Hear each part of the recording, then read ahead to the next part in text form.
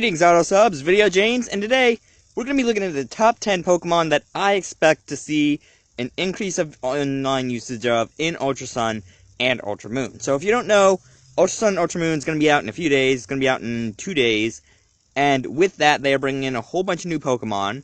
They're bringing in 2 new Ultra Beasts aside from UB Adhesive and Naganando.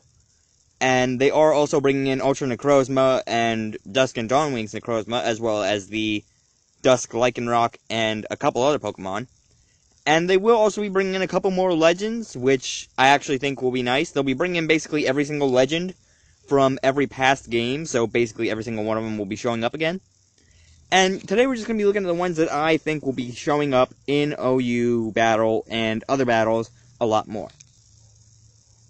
So the first Pokemon I expect to see a heck of a lot more of is Gliscor. Now Gliscor is actually probably the top Pokemon that I expect to see in OU next year, just because of the amount of poison types that they are expecting to bring in to Ultra Sun and Ultra Moon, and the fact that Gliscor is already a counter to so much that exists in the Pokemon world already. So if you don't know, Gliscor is actually a ground and flying type, which means that electric type moves as well as ground type moves aren't going to do any effect to him, so already he gains 2 immunities. However, he does get one weakness that isn't really very common, and that's Ice. That a lot of the time we don't really see Ice anymore unless we see a Protean Greninja. And even then we don't see Greninja that often because it's kind of been gotten rid of over the past couple of years.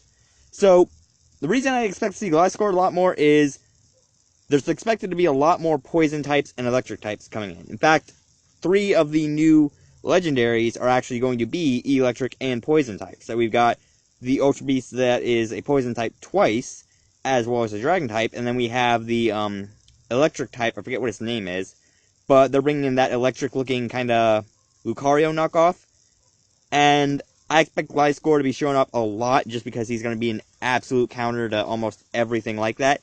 That poison's not really going to affect a Gliscor that much, and it is actually going to make him very useful in the new meta. And then another Pokemon I expect to see a lot of is Mega Tyranitar and regular Tyranitar. So Tyranitar is actually second on this list, and that's because I only really see him for one purpose that much, and that's for kind of countering. So Tyranitar is a rock and dark type, but he actually does get access to Earthquake. And since he does get that access to Earthquake, and he does have that Mega Evolution, which is super tanky, he is actually probably going to be very useful in the new meta. Because, if you don't know, Necrozma can only reach Ultra Necrozma if it's fused with, Lunala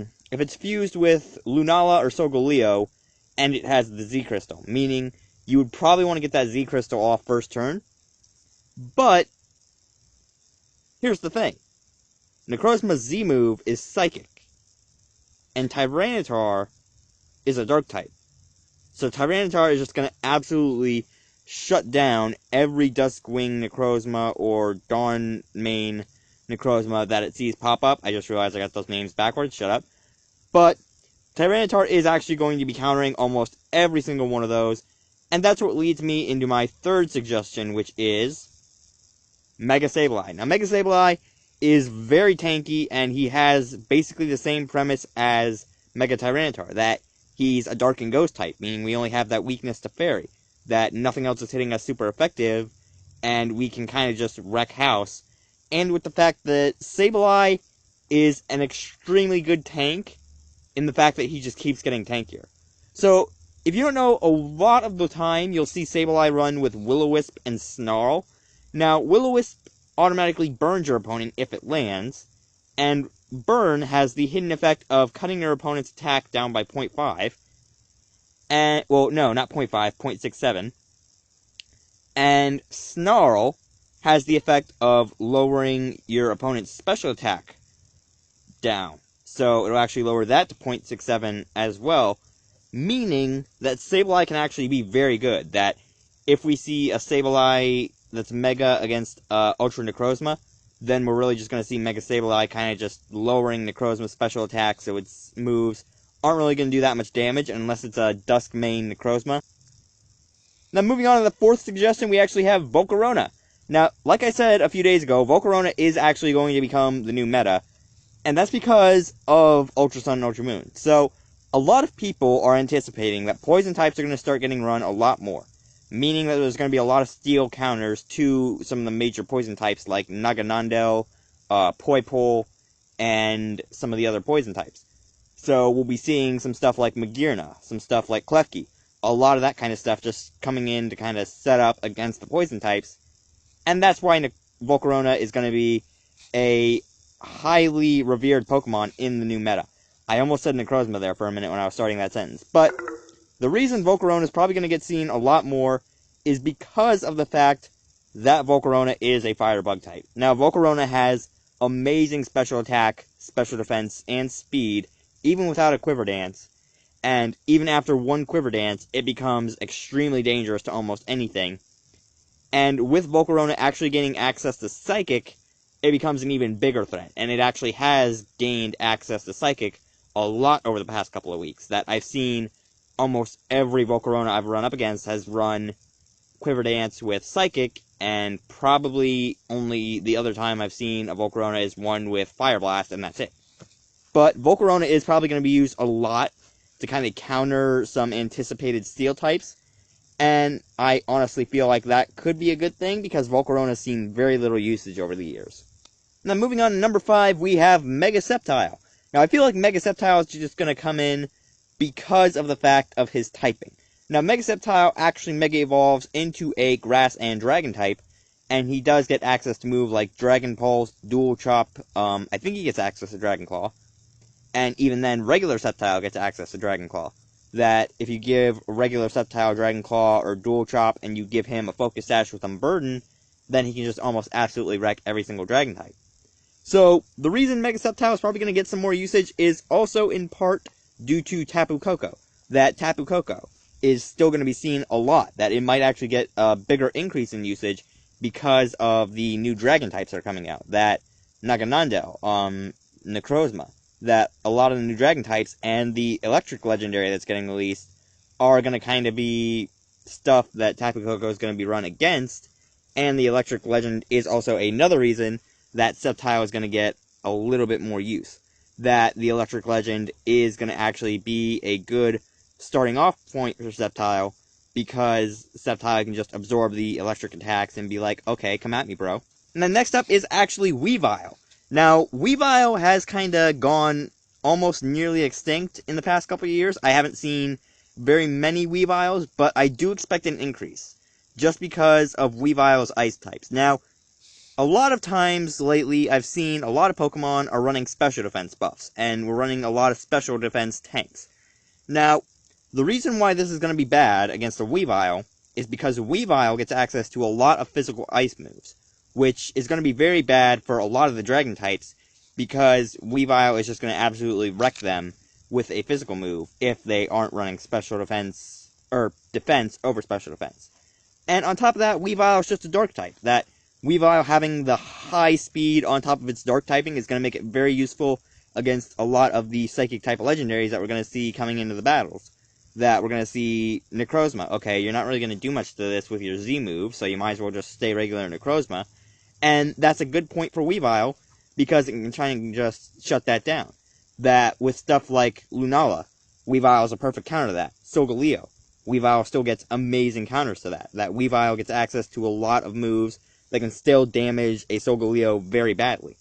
And then moving on to number 7, we have Magearna.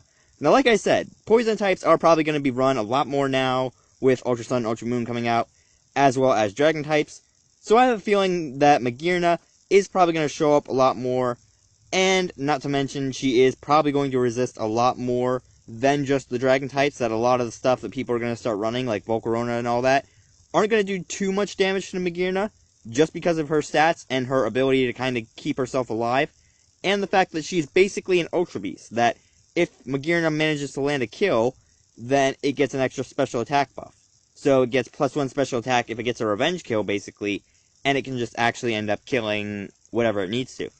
And that's going to be a reason for Magearna being so overpowered, that if it runs into a team that it sees that it can kill very easily, which probably will happen, since, again, Naganandel is probably going to get a lot more usage, and Necrozma is going to get some more usage, meaning that Magearna is going to have a lot more targets for takedowns, that Magearna is actually going to get a lot more capability in battle, and it's going to actually be able to wreck a lot more house. And moving on to the, I guess, technically 8 and 9, we have Rotom, but specifically Wash Rotom and Freeze Rotom.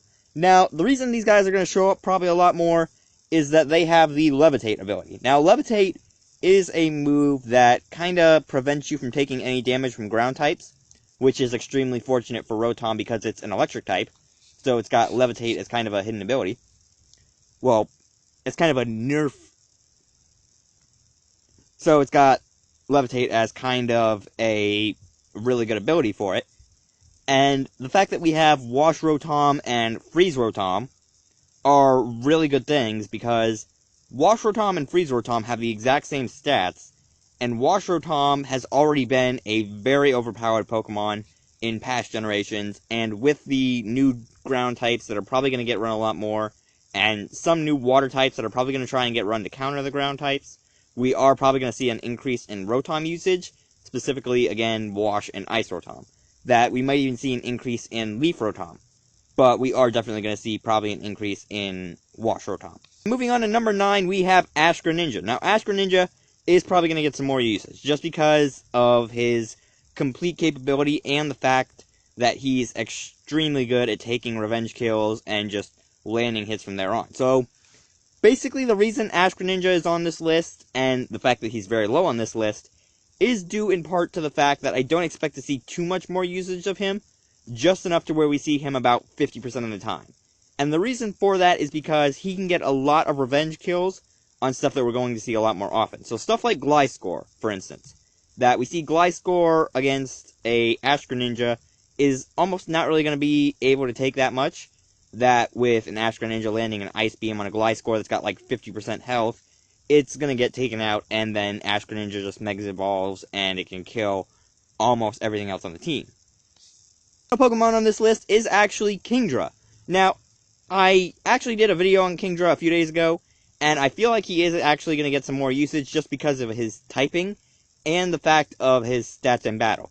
So, like I said in my other video, Kingdra has the potential to be both a bulky setupper, a bulky sweeper, or a fast sweeper, and it can depend on how you run him. But Kingdra will probably get some more usage just due to its typing, that with the Water Dragon typing, poisons aren't going to do exactly that much to us, and we do kind of get a little bit of leeway when it comes to electric typing, but not too much to where we can survive almost all electric types. But I do expect Kingdra to get just a little bit more usage, just because of all the stuff that's coming in. Kingdra will probably have a high possibility of being able to take some of that stuff out, and being able to do what he needs to. So that is basically it for the top 10 Pokemon I expect to see more usage of in Ultra Sun and Ultra Moon. I honestly don't actually expect to see much more usage of Necrozma, honestly just because of the fact that it's basically a Mega Latios. That Necrozma is basically a Mega Latios, and the fact that they both need to evolve in a certain way to reach their current state, and while Ultra Necrozma kind of needs this as a Z Crystal, Mega Latios can just kick it off at the end of the turn and just Mega Evolve into Mega Latios, or beginning of the turn.